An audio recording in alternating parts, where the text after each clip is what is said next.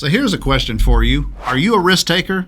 You might be more of one than you think if you're sitting on a nonprofit board of directors.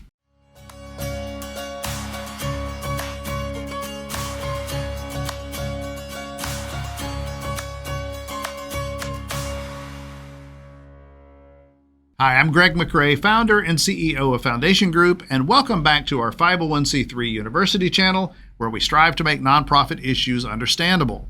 Now, when I asked that question in the intro, some of you quickly said to yourself, nope, I am definitely not a risk taker. Others of you glanced over at your motorcycle helmet and just quietly nodded yes and smiled. But risk is relative, isn't it? For some of you, jumping out of a perfectly good airplane is a typical weekend hobby. On the flip side, I have a buddy of mine who won't drive 5 miles over the speed limit. No matter your tolerance level for it, some risks are unavoidable. And if you serve on a board of directors of a nonprofit, there is risk involved. But how much risk?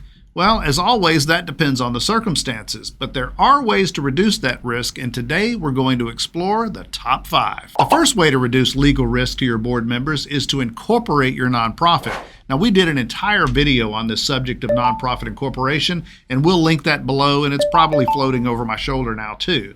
Incorporation is always the first line of defense. Incorporating your nonprofit creates a legal entity that exists apart from the individuals that created it. And that corporate structure provides a critical layer of liability protection to your board members. Some nonprofits choose to skip this step and operate as unincorporated associations. Do not do this. There is no legal distinction between your organization and those that govern it if it's unincorporated, and that is an unacceptable level of risk exposure to your board members. While I'm talking about incorporation, let me mention your bylaws. Now, this could have easily been another numbered topic, but it's related to this one. Nonprofit corporations must have bylaws, which are the rules by which the nonprofit is governed. Now, check out our video on nonprofit bylaws linked below. One of the most common clauses in nonprofit bylaws is the indemnity clause. Now, this is usually one of the last sections in a set of bylaws, and it's sometimes glossed over by board members who don't understand what indemnity means. Well, generally speaking, a good indemnity clause is a statement that a corporation will protect its board members from individual loss or liability that may arise due to their board service. Now, this indemnity stops at gross negligence and criminal behavior, but it does provide a lot of peace of mind to board members. Tip number 2 for reducing risk is to get directors and officers or D&O insurance. Now, D&O coverage provides another layer of protection to your board. And it doesn't cover such things as fraud or criminal activity by a board member, but it will protect board members from personal loss associated with legal suits brought against the nonprofit for other reasons. Now, just last week, I sat in on my neighborhood HOA's annual meeting.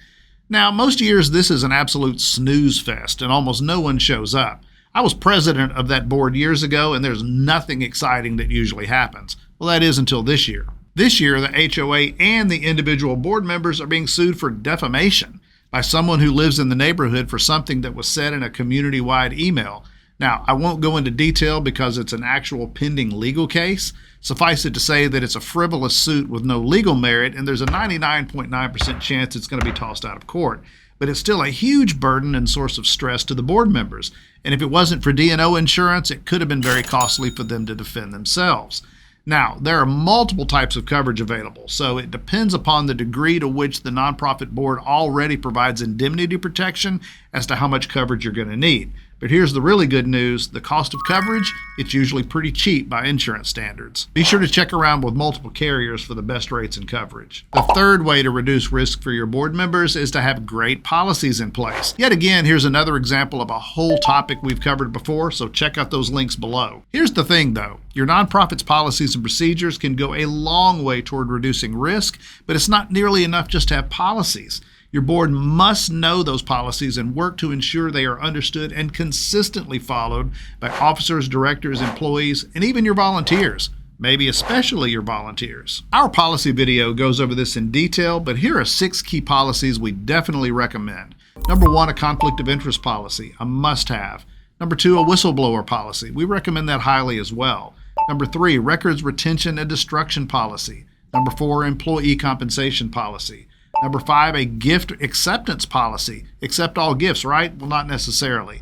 And number 6, a fiscal management policy. Like I said, go watch our video on this to understand what these policies are and how to implement them. Our 4th way to reduce risk is to be vigilant against gross negligence. Now, gross negligence doesn't happen all that often in a nonprofit setting, but it certainly can. And it can be somewhat difficult to anticipate and prevent, primarily because it involves the actions of people. People are fallible, and even smart, well-meaning people can make mistakes. Examples of gross negligence might include failure to de-ice a sidewalk, leaving children unattended, exceeding a fire marshal's occupancy limits, or not conducting background checks on childcare workers. The list could go on and on. The problem posed by gross negligence, it's notoriously difficult to insure against. Literally, insurance often won't cover issues of gross negligence, at least not fully. It can even expose those on the board to legal liability if they allow a preventable situation to exist that could be reasonably foreseen. All the more reason why great policies are so important. And finally, our 5th way to reduce risk is to have great checks and balances. Now, there's definitely some crossover with policies and procedures with this one. In fact, many of your best strategies, well, they should be spelled out in your policies. Things like multiple signature requirement for checks, 2 or more people handling cash at all times, using an outside bookkeeper or accounting firm. Oh, and here's a pro tip for you. Checks and balance concerns, they're not limited to the financial part of your nonprofit, but that's probably where they're going to be the most important. I think it's important to emphasize that the overall risk to nonprofit board members, it's pretty low. Over 99% of nonprofits will likely not get sued for anything.